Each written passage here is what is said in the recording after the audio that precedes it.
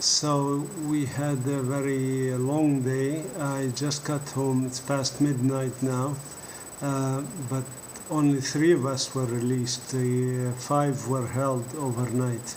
And the 3 that were released are me, Abdul Rahman, who's an older gentleman, about 65 years old, and Shireen. Shireen will have trial.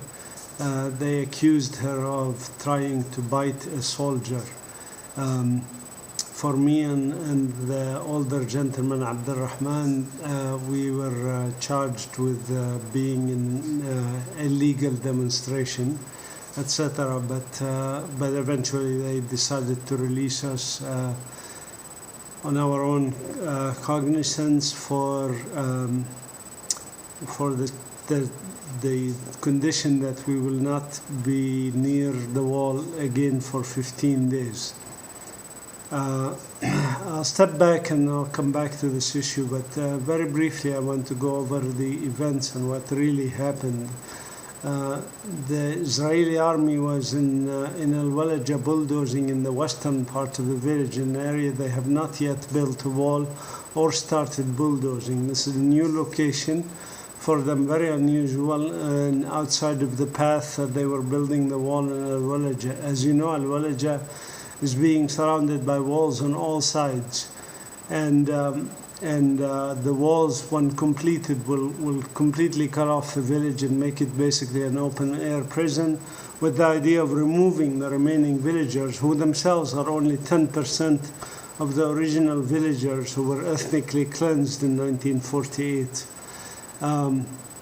When we arrived at the site around 2:30 or 3 o'clock, the bulldozers had already been stopped because one of the commanding officers on the scene had told the landowners that he was going to get the Israeli liaison office and bring in some orders. However, the officer apparently lied, and they were merely waiting for reinforcements, and there was no liaison officer coming, and there was no paperwork coming. And so when we asked him about paperwork, he said, it's none of your business, and we don't have to show you paperwork and things like that. And he answered this to several people there, including Shireen. Shireen was the one that was most vocal, demanding the papers. And so they decided to basically arrest me and Shireen as number 1 and number 2. And when they took me into, they basically pointed to me, the officer pointed to me. At one time I was up the hill and he demanded I come down. I said, well, you come up. And so he sent 2 soldiers to basically come and arrest me. They took me into a jeep, and then I looked behind, and I saw behind me that they started collecting people, randomly picking people up who have not done anything really. And one of the people that they brought to throw in, the first person they brought to throw in the jeep with me, was a younger man who's 17 years old, and they were literally beating him on the back of the neck, on the shoulders, and on the abdomen area as they were dragging him and hitting him, and then threw him in with me, and he was in severe pain basically. And then they brought 5 other people and crowded them in a jeep in the back of a jeep. And I don't know how to describe it other than to say the back of a jeep is enough really for 2 people, not for 5 or 6 people. And they tried to crowd us all into there, and then for a while it was very bad, and 2 of the people were affected by tear gas, because apparently after they arrested me they started using tear gas and also pepper spray on people. I noticed then that they brought Shireen, and she had her eyes closed and she was in a very bad shape from either tear gas or pepper spray. Pepper spray, I guess. And then they took us down the hill, and they transferred us to white police vans. And then and all of this took a long time. And then they basically took us into Jerusalem. And from Jerusalem, they took us into the checkpoint of Rachel's Tomb area, where they put us in the container there for a long, long time, refusing at many times to let us out to go to a bathroom or anything like that. When they did let us out, it was not to a bathroom. They said you can go there at the side of the building. They had handcuffed all of us, Shireen and two others with metal handcuffs. I with with those elastic plastic things with the remaining people, and those were very tight on our skin, and you can see still on my hand here the marks from this plastic handcuffs. Anyway, they had us wait there for about 3 hours, and then they took us to Atarot, which is an area, a military camp, an industrial settlement near Ramallah, and this is a long way, of course, from the Bethlehem area. They threw us in a container down there beneath, and they demanded that we speak to no one. That those who tried to talk on their cell phone, they took their cell phone from them. I had put my cell phone on vibrate, and so I did not. They did not notice I had a cell phone that was on actually, but I could not use it obviously, and.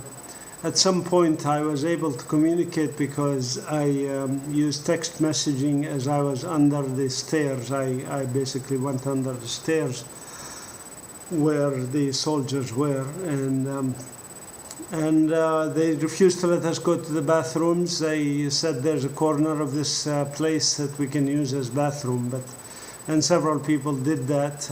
They brought also 3 young men from Jenin after a while, so we were in total 7 men from Al-Walaja and me, and plus those 3 from Jenin, so there was 10 people in this place, and also Shireen, who was with us for a while, but then they took her separately, thinking that maybe it's better to keep the women separate from the men. And also so that we can go to the bathroom, I guess, in the middle of a room. At one point I noticed a disconnected water fountain at the edge of the room. And I asked them if we could have some water because this thing is disconnected. And they kept telling me to shut up and that they'll do what they do in their due time, so to speak. And then I was standing next to this water thing, and suddenly the pipe that was oddly sticking out of the thing just turned on and sprayed me with water. And I jumped, literally jumped, and I almost fell on my head. And I was wet, and so I said, "What is this? Why you do this?" He said, "We didn't do this. This was probably an accident from another side or something." And then, so I told people, stay away from this pipe that's sticking out of the wall that's supposed to connect to this water cooler, water fountain that's not working. Anyway, and then a few minutes later, another sprout of water came out of it. And I yelled at them. I said, "This is unacceptable. This would be torture in international law." So the soldier went and talked to somebody, and then that didn't happen a third time. So thankfully that. But the water that I had on me was very cold, and the winter weather here is cold, so it was double cold weather. Anyway, they kept us there for a while, and then we had lawyers who came, and we had the investigation. I went to the investigator and I told him, when he started asking me stupid questions about the demonstration, I said there was really no demonstration. We were on people's lands and we were asking for papers which the officer refused to give us. And then I started telling him about the mistreatment we received. I even showed him this apple here. I said, look, this is the apple they gave us. After 8 hours, they gave us apples and a little bit of bread. And this is the rotten apples they gave us. And I was pretty mad at what they were doing and how they were treating us, and especially the young men that they beat really and very viciously beat them and to use pepper spray. I want to thank everybody who was interested in this situation. Keep the people of Al-Walaja in your thoughts as they struggle to keep the little bit of what remains of their land. They are really inspiring. I have been inspired by being with them in the same container. And thanks for everybody who cared, and thanks for Jay, my best friend, who sent the message out on my behalf when I was incarcerated. I'm glad I was able to communicate via text messaging as I was underneath the stairs, and that was a good way to stay in touch for the hours and hours that we were kept. Thank you.